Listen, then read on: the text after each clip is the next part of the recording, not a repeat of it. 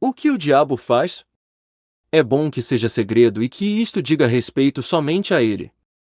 Pois o mais corajoso dos homens iria ficar perturbado conhecendo tais assuntos.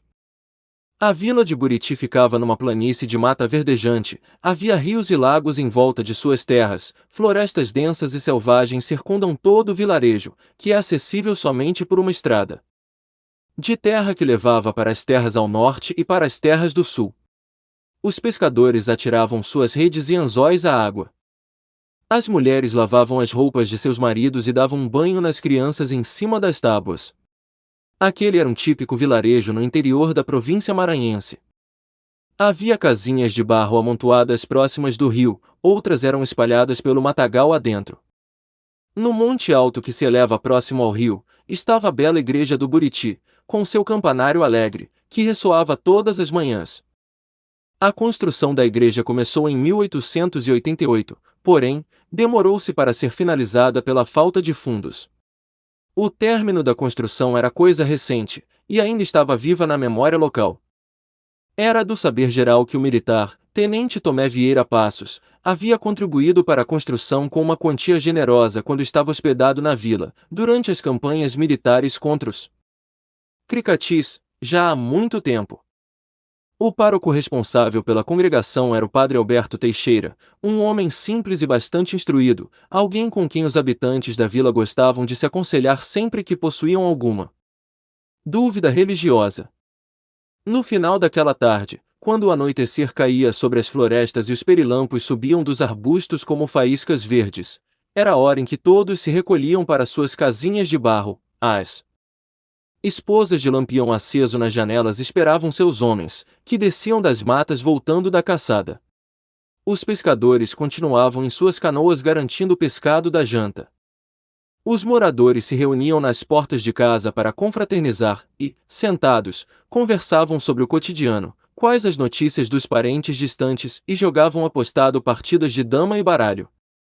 Findadas as conversas e as jogatinas, todos se recolhiam para dormir. Nas manhãs, viajantes vindos do norte e do sul traziam notícias das cidades vizinhas quando passavam pelo povoado. Eram histórias sobre eventos ocorridos tanto em pequenas aldeias, como nos centros de grande comércio. Os vilarejos ouviam e riam de tais coisas estranhas dos homens da cidade. Falava-se das últimas notícias vindas de São Luís, sobre os mandos e desmandos do governador, geralmente nada importante para a vida cotidiana dos vilarejos, dos bailes que ocorriam na Barra do Corda e os escândalos vindos da alta sociedade dos poetas de Caxias. Porém, o relato mais estranho vinha de um comerciante vindo do leste cruzando as matas densas. Ele jurou ter visto uma besta-fera na selva, enquanto atravessava o rio do Genipapo. Os que o ouviam logo soltaram risinhos, tomando tal relato como a fantasia de um cachaceiro. Quando escurecia, bebiam e riam ao se lembrar de tais absurdos contados por estes viajantes. Mas, naquela noite, se escutou ao longe um barulho difícil de distinguir. Vinha do outro lado do rio, das profundezas da selva distante. Alguns curiosos saíram de casa para se aproximar da margem do riacho, buscando ouvir melhor o barulho. Quando o estranho som se encerrou, todos puderam descansar em paz. É de se imaginar que tudo isso gerou muitos burburinhos no dia seguinte. Cada um dava um pitaco diferente sobre o que poderia ter feito aquele canto. Foi assim que chamaram o barulho. Alguns animais foram citados, mas um morador da vila citou algo diferente, algo um pouco mais monstruoso, baseou sua teoria no relato do comerciante do dia anterior. E isto, é claro, provocou a gargalhada dos demais. Na noite seguinte, ouviu-se o barulho novamente, mas desta vez estava muito perto. O estrondo pelejava em assemelhar-se a um canto, porém, era seco e rouco, irregular em sua natureza de início, meio e fim. A melodia carregava um ar de profano e quem a ouvia sentia uma sensação de que não deveria jamais escutar tal ruído singular. O som era alto e aterrorizante. Desta vez, quando sossegou, os moradores estavam perturbados demais para conseguir dormir. A coisa que cantava estava muito próxima, cada vez mais perto do vilarejo. Quando o dia raiou, todos estavam na porta de Dona Josefina, que era proprietária de um comércio local. Ela disse ter visto uma figura no açude, jurou que a aparição se parecia com uma pessoa. Aconteceu da seguinte forma: ela estava dormindo e o canto bizarro vindo das selvas a deixou profundamente perturbada. Juntando forças, tomou coragem para investigar a origem do barulho e percebeu que vinha do meio da plantação de cana-de-açúcar. Ela disse que a coisa tinha rabo e um par de chifres, e dançava sob a luz do luar. É o capeta, concluiu o Sr. Inácio, o mais supersticioso. Deixa de história, mulher. O diabo fazia o que no açude? Tava tomando banho? Olha só! O capeta toma banho agora! Duvidou Euclides, o mais cético. Eu só tô contando o que vi, se não quer acreditar é problema seu, acredita quem quer. Respondeu Dona Josefina, visivelmente irritada por ser desacreditada. Pois eu digo que é o capeta. E é bom nós se precaver. Vamos falar com o padre Teixeira, pois ele entende muito bem do tinhoso e deve ter um proceder para esse problema nosso, concluiu seu Inácio. Todos, então, foram até a igreja para se aconselhar com o padre. Chegando lá, o homem de batina veio ao encontro de toda aquela gente, queria saber do que se tratava toda aquela comoção. Os roceiros foram os primeiros a lhe relatarem o ocorrido, detalhe por detalhe, aumentando a história como de praxe. As lavadeiras também deram seu relato, assim como todos os que ali estavam. O padre ficou com um semblante espantado, afinal de contas, entre todos ali, era o que mais acreditava na existência de demônios e bizarrices do gênero. Santo Deus! Disse o padre fazendo o sinal da cruz, bom, devemos tomar uma atitude com urgência. Talvez seja necessário um exorcismo. Bom, eu preciso me preparar para tal empreitada, nunca me ocorreu passar por tal ocasião algum dia, devo admitir. O padre foi acompanhado de alguns moradores para investigar o local onde a coisa fora vista. O açude ficava no meio de uma plantação de cana-de-açúcar que se estendia por todo o seu entorno. A casa mais próxima era a de um garimpeiro chamado Roberto, que ouviu tal canto, mas não teve coragem de sair de casa, assim como grande parte dos moradores. O padre rezou por meia hora e chapiscou água benta em volta do local, satisfeito com o serviço e, vendo satisfação no rosto dos moradores que o acompanharam, deu por encerrado os trabalhos. E cada um voltou às suas casas. Novamente na noite que se seguiu ouviu-se o canto. E desta vez era mais alto e disforme, prolongando-se por tempo indeterminado. O garimpeiro arranjou coragem e saiu de espingarda em mãos. Mirou em direção ao açude e disparou 2 tiros, as balas atravessando os pés de cana. Nesta mesma noite, sumiu o boi do seu Osvaldo e depois a égua do roceiro Lindomar. Será o coisa ruim? Indagaram. Havia medo entre aquela boa gente trabalhadora, mas também uma sensação de euforia diante da misticidade. Alguns homens, que estavam caçando, encontraram no dia seguinte, em meio à mata, a carcaça do boi e da égua. É de se supor que os mais severos devaneios fantásticos estavam se construindo no imaginário do povo. Nos dias que se passaram criaram-se mitos e lendas sobre o diabo buritiense. As lavadeiras diziam ter visto a besta, enquanto subiam a trilha, voltando do rio com as bacias de roupa nas cabeças. Já o garimpeiro Roberto disse ter acertado um tiro na criatura ferindo gravemente e se vangloriava por tê-la feito correr para dentro das matas densas. Os pescadores diziam ter visto Beelzebu atravessar o rio nadando velozmente, já os roceiros falaram terem avistado Satanás disparando para dentro dos matagais, enquanto aravam a terra. Cada um com seu relato, mas o fato era que a besta não fora mais vista nos dias que se seguiram. Nas densas noites frias, só o que se ouvia era a coruja das corujas de Órion. Quais estranhezas do cerrado amazônico aquelas aves de grandes olhos já haviam visto? Existe animal mais misterioso e funestíssimo? Os sapos, coachando na beira do rio em orquestra, chafurdam nas poças de lama ébrias. Se durante o dia o calor era severo, durante as noites fazia tanto frio que os moradores tiravam a brasa do fogareiro e colocavam perto das suas redes de dormir para aquecer o ambiente. Um uivo distante na selva pôde ser ouvido, até que lentamente cessou e tudo ficou calmo, estranhamente calmo. Era comum que a fauna noturna fizesse suas orquestras durante as noites, mas os pernilongos, grilos e sapos, todos se aquietaram. Padre Teixeira morava em uma casa nas margens do rio. Ele estava lendo vorazmente livros de teólogos da Idade Média, buscando uma solução para aquele problema. Sabia que aquilo tudo não era nem um pouco bom e resolveu se apressar em seus estudos. Começou a fazer jejum e rezava com mais fervor que nunca. O que fazer era questão a se descobrir. Apesar de a besta não ter dado mais a cara, caso ressurgisse, ele estaria pronto para lidar com ela. Isto é lugar para o capeta inventar de aparecer?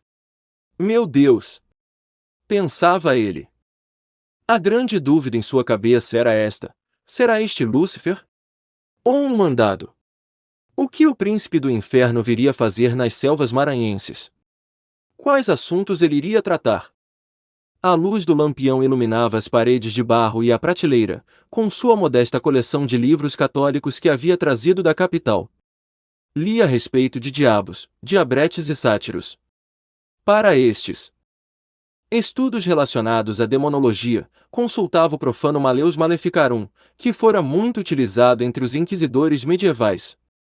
Havia-o adquirido com a ajuda de um clérigo da Igreja Matriz, em Barra do Corda.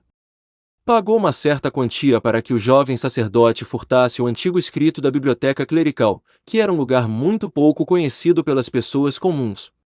Isto havia sido há muito tempo.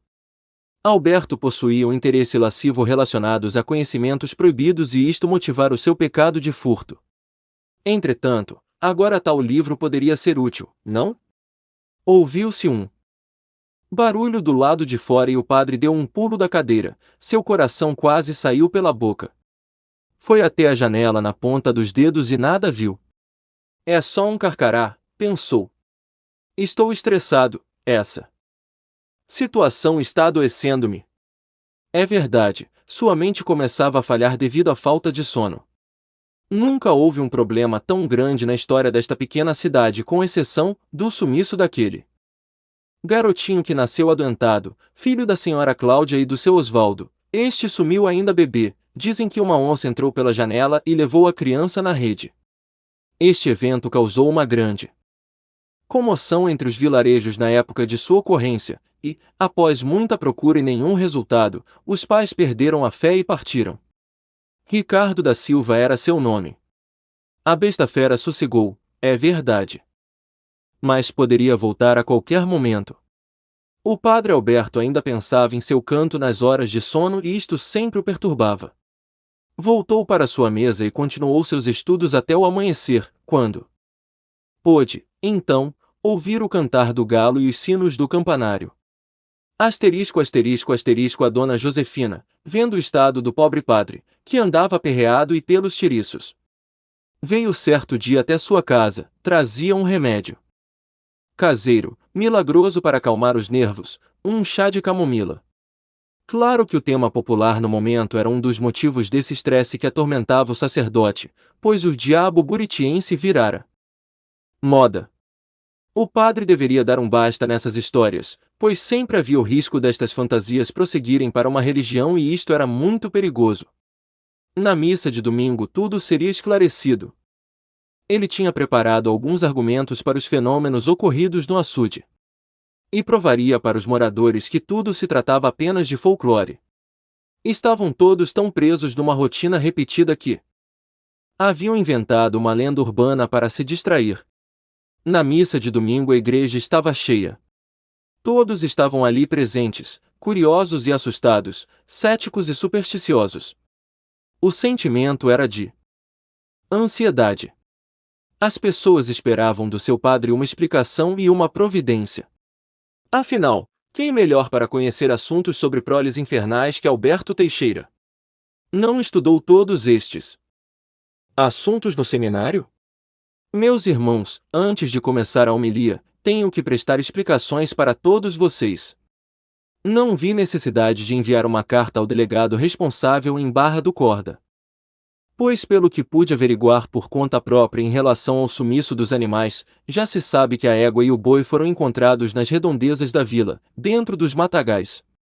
E não resta dúvida que foi trabalho de onça, falo com muita certeza, pois olhei as mordidas nas carcaças e são iguais às bocadas de onça.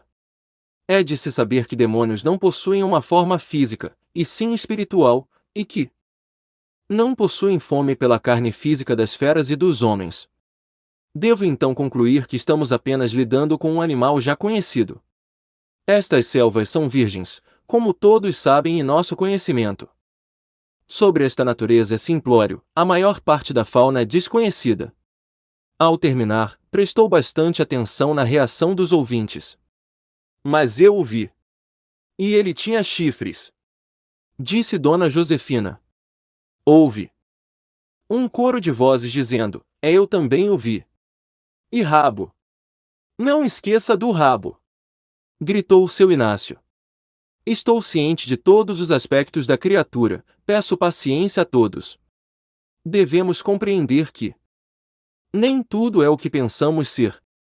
Se todos não cometerem pecados e seguirem os mandamentos de forma correta, não acredito que seremos afligidos por maldições como os egípcios e Deus não permitirá que o Satanás se volte contra nós, eu garanto a todos. Evitem ficar falando sobre diabos e bestas para evitar atraírem a atenção de coisas indesejáveis, pois estas palavras trazem consigo forças maléficas. A missa ocorreu como de costume, no fim, todos voltaram para suas casas. Alguns dias se passaram sem se ouvir falar nada sobre o diabo e isso agradou muito ao Padre Alberto. Estava ele em um fim de tarde na sua casa e escrevia seus sermões como de costume, era a sua tarefa diária preferida. Foi quando escutou os cachorros começarem a uivar e latir com muita ferocidade. Olhou pela janela e viu que os índios desciam o rio. Um calafrio trespassou o corpo do padre. Era o que faltava, pensou consigo. O sacerdote se vestiu e saiu de encontro aos indígenas. Os homens da vila eram ligeiros e já estavam armados com espingardas e facões. 2 anos desde o massacre em Alto Alegre, os ânimos ainda estavam aflorados. Mas, se pudesse evitar um conflito, era o que faria. Observando os índios descendo em suas canoas, logo o padre percebeu que se tratava dos índios da tribo Canela, estes eram mais amistosos, diferentemente dos Guajajaras. O líder do grupo se dirigiu ao padre. Era o mais forte do bando e possuía pinturas no corpo típicas dos Canelas. Padre Alberto sabia um pouco do tupi-guarani e o líder do grupo sabia um pouco do português lusitano e assim se comunicaram. Disse o índio que se chamava Apuã e que seu grupo estava naquela tarde viajando e buscando refúgio em terras ao sul. O padre conversou com alguns deles, buscando informações sobre alguma coisa que poderia ser antinatural para eles. Apuã disse que haviam visto uma criatura estranha nas redondezas de sua aldeia, caçaram na selva dentro, mas a perderam. A palavra que deram para ela era o equivalente à de demônio na língua deles, e a mandu. Eles pediram comida e o sacerdote a providenciou de pronto, era melhor evitar rusgas desnecessárias. Os índios, então, partiram, continuando seu caminho descendo o rio. Novamente a tal criatura era citada, isto deixou com calafrios na espinha, será folclore mesmo?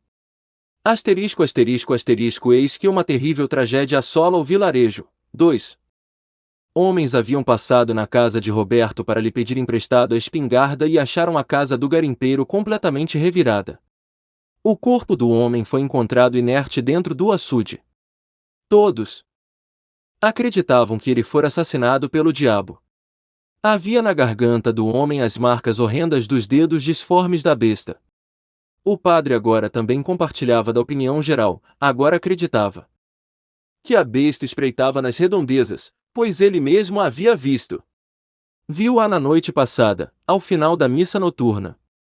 Trancar a igreja naquela noite, era o último a sair, como mandava a tradição. Desceu o monte, entrou em uma trilha que cruzava o matagal para chegar à sua casa. Viu a silhueta da criatura sob a luz lunar, era terrível a forma que ela olhava para ele, com olhos vermelhos como o fogo do inferno. Padre Alberto estremecia ao pensar no roceiro sendo enforcado enquanto olhava em extremo terror para o rosto de seu assassino. O morto fora enterrado naquela tarde no cemitério, atrás da igreja. Com as mãos tremendo, na mesma noite, ele escrevera uma carta destinada à Diocese de São Luís, em que relatava estar lidando com uma aparição talvez espectral ou até mesmo com um possuído. Esperava conseguir o auxílio do bispo da Diocese Ludovicense, Francisco de Paula Silva. Teremos que ser precavidos nestes dias por vir. Os franciscanos planejavam uma nova viagem missionária e, pelo que fiquei sabendo, a informação foi trazida por um comerciante, e, apesar das informações destes homens não terem muita credibilidade, devo ter fé. E caso os monges se reúnam em Barra do Corda, será que demorarão muito para partir? Padre Alberto pediu na mesma noite em que um dos homens da vila viajasse até Barra do Corda levando a carta que escrevera e a entregasse ao Frade Carlos, pois ele saberia o que fazer com as informações contidas no conteúdo. A carta fora levada, entretanto, os dias iam passando sem que a resposta da diocese chegasse. Padre Alberto tentou se manter esperançoso, mas quando perdeu a fé de que obteria uma resposta, começou a traçar um novo plano. A besta novamente desaparecera, não fora mais vista por ninguém. Mas era do conhecimento de todos que a criatura iria voltar e novamente tentaria saciar sua sede de sangue. O bispo talvez se apressasse se eu enviasse uma prova documentada, mas qual? Talvez se colhesse o relato por escrito de cada habitante, mas tal ideia desapareceu de sua mente, iria necessitar de uma prova mais concreta do que as palavras por escrito de um bando de aldeões supersticiosos. Deveria pensar rapidamente em uma alternativa para seu problema. Nas noites de insônia podia imaginar a besta agarrada em sua garganta, com um sorriso maléfico no rosto. Eis que chega à vila um jornalista. Chamava-se Frederico Figueira, disse que trabalhava em um jornal chamado O Norte, em Barra do Corda, fez a viagem até a vila do Buriti quando soube dos últimos ocorridos. As histórias já haviam-se espalhado pelos povoados vizinhos e era tema de debate entre a classe intelectual da Barra. Já em Caxias e Vila Maré as pessoas tratavam o assunto com ceticismo. O jornalista pediu uma entrevista com alguma liderança da vila, então os moradores o levaram até a casa do sacerdote, próxima do rio. Padre Alberto Teixeira recebeu muito bem, sempre gostava de receber visitas que vinham de outros lugares. Passaram o resto daquela tarde inteira conversando. O padre repassou todos os acontecimentos dos últimos dias, contou sobre o primeiro canto da estranha criatura, ouvido nas entranhas da selva, até o momento em que ele mesmo viu a besta perto da sua casa. O jornalista ouvia tudo aquilo com certa incredulidade e fazia anotações em uma folha com cuidado minucioso. Tudo isso irá servir para uma boa matéria. Todos estão curiosos para saber o que se passa aqui no seu vilarejo, sabia? Mas eu queria levar algo que desse mais credibilidade, talvez uma foto? Foi então que uma centelha se acendeu na cabeça do padre. Este se ajoelhou e fez uma reza ali mesmo, na frente do jornalista. Deus é bom. Deus é bom. O senhor Frederico. O senhor me trouxe a solução que procurava. Onde está sua máquina de fotografia? O senhor Frederico foi até o aposento onde havia guardado suas coisas, voltou com uma caixa preta, que era grande e pesada. Os dois então se puseram a pensar em como poderiam tirar uma foto da besta. O senhor Frederico então propôs o seguinte plano: ficaria de tocaia durante a noite, com o intuito de tirar uma foto da besta, enquanto ela estivesse dançando no açude. O plano era bom, arriscado é verdade, mas, como o sacerdote estava precisando de uma prova documentada e concreta, concordou com a empreitada do jovem jornalista. Naquela mesma noite, o padre deu ordem para que Frederico montasse a câmera atrás dos arbustos, mirando para o açude, e assim foi feito. O senhor Frederico buscou o melhor ângulo e, então, ficou de tocaia, agachado durante toda a noite. Alguns homens estavam por perto para protegê-lo, caso a besta o atacasse. O tempo passava e nada acontecia. O padre já perdia as esperanças de que a besta aparecesse. Já está sumida há muito tempo, não vai aparecer hoje com certeza. Era madrugada, os homens já estavam cansados e desejavam se retirar para suas casas. O padre Alberto, porém, os manteve em guarda. Foi então que o canto começou, de forma tímida, ficando cada vez mais alto. Podiam todos ver os vultos por entre os pés de cana. As sombras eram grotescas sob o brilho vespertino que vinha surgindo. Um flash de luz surgiu por entre os arbustos e iluminou toda a vanguarda. A besta soltou um grunhido de espanto. Pôde-se ouvir o suspiro de horror de muitos homens que, por uma fração de segundos, contemplaram o monstro.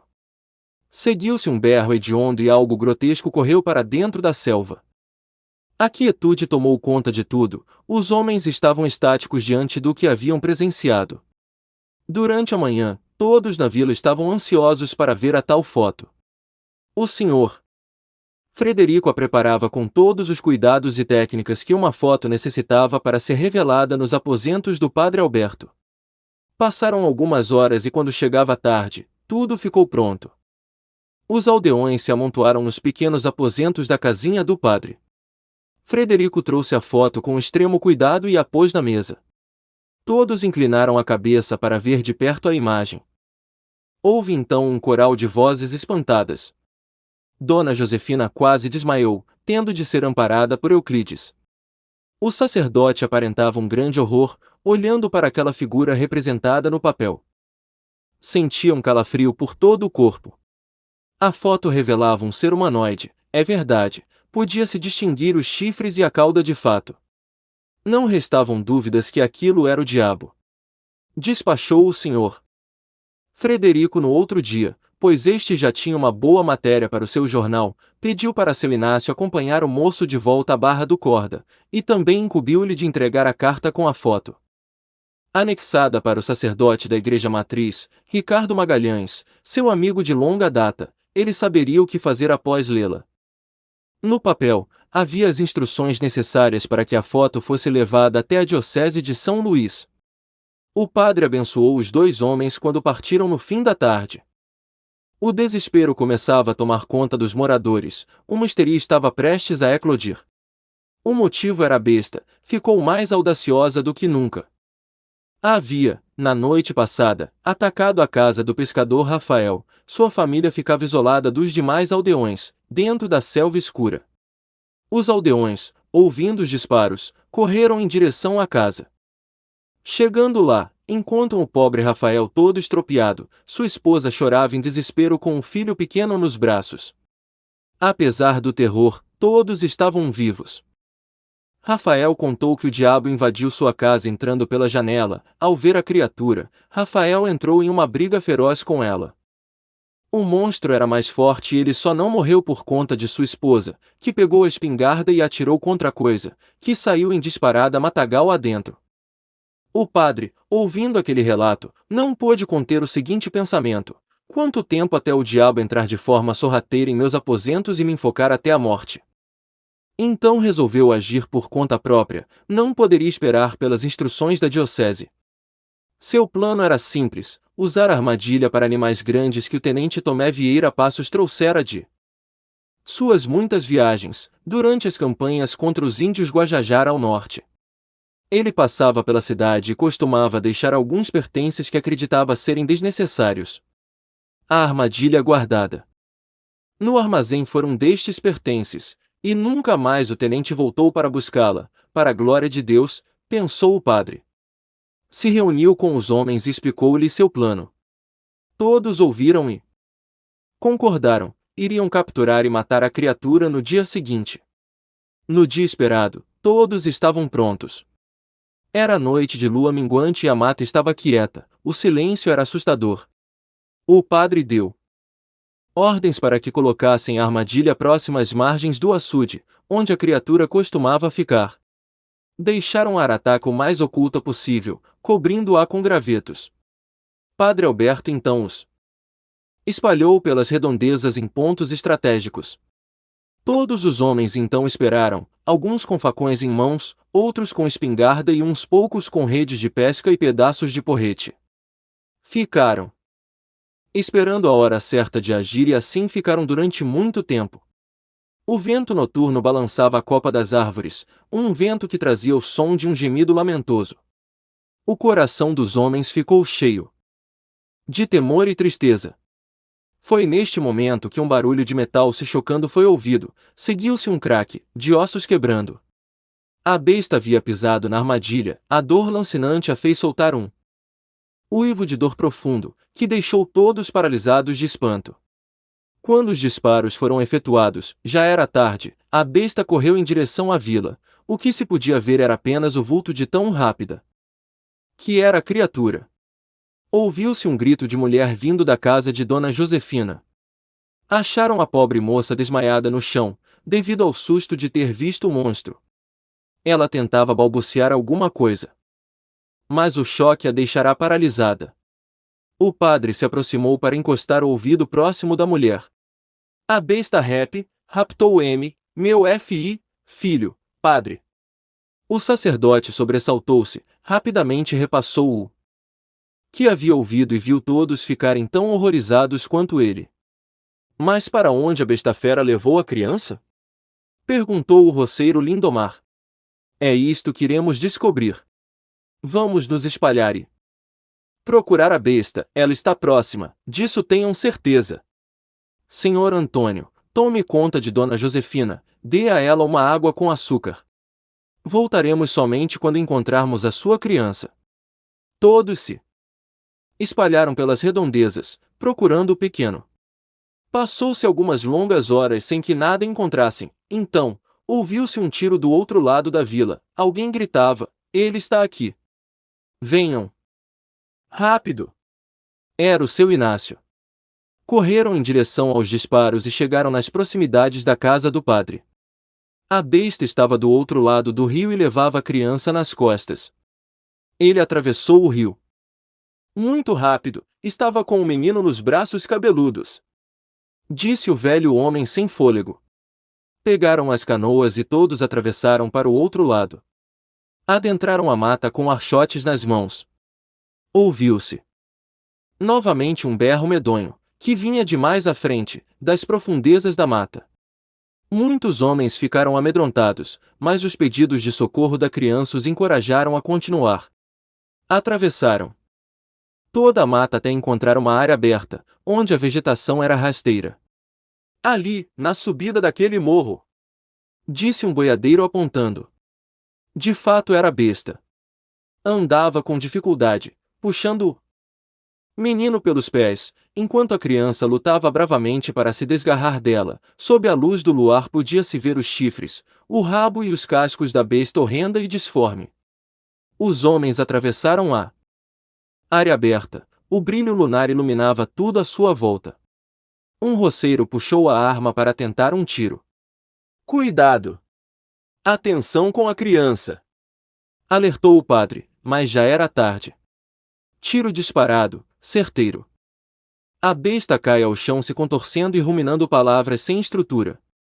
A criança conseguiu se soltar e correr de volta em direção ao grupo. Aproximaram-se devagar, tremendo que a coisa pulasse sobre eles e os estraçalhasse. A armadilha fizera terríveis danos às patas do bicho e isso dificultou a sua fuga. Finalmente matamos o capeta! Gritou seu Euclides, levantando a garrucha em vitória. Ó! Diabo! Ali caído no chão, era retorcido e sujo, uma cauda pendia do dorso e tinha um par de chifres contorcidos. Os olhos eram estranhos, mas, longe de serem iguais ao que o padre vira antes. Vermelhos como o inferno. Chegava tais olhos a serem até possuidores de um tom familiar, mas será possível? Aquela coisa no chão era mais humana do que ele gostaria. Aquele era alguém que já vira há muito tempo atrás. Isto não é diabo nenhum, senhores. Este é o filho do senhor Osvaldo e da senhora Cláudia. O menino Ricardo da Silva.